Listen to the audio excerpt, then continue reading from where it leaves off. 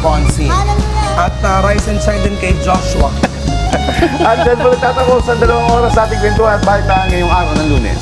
Siyempre, bukas marami pa kami ihahanda na mahalagang impormasyon para sa inyo. Kaya magkita-kita ulit tayo mga ka-RSP. Huwag niyo rin kalimutan, like at follow kami sa aming social media account. Putok pa rin sa mga weather updates. Ayan, kita-kit pa rin tayo bukas.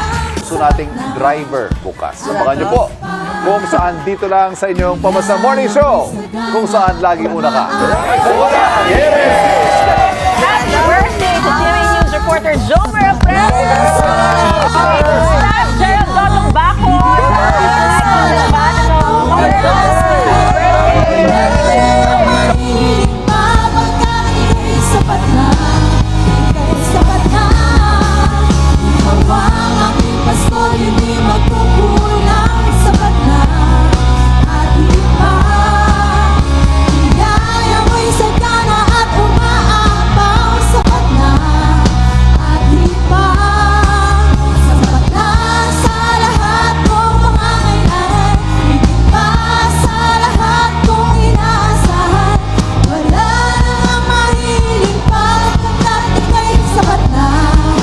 Mag-ingat sa rabies.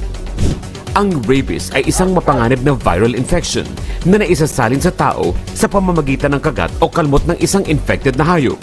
Kabilang sa sintomas nito ang lagnat, sakit ng ulo at paghihina, pananakit, pamamaga at pamamanhid ng sugat.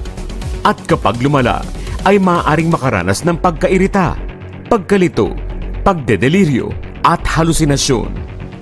Takot sa tubig at hangin, pananakit ng kalamnan at panginginig, at pagkaparalisa. Maaari namang malaman na may rabies ang isang hayop kapag ito ay nagbago ng ugali at naging agresibo at matatakotin. Lapis na naglalaway, nagkaroon ng takot sa tubig at liwanag,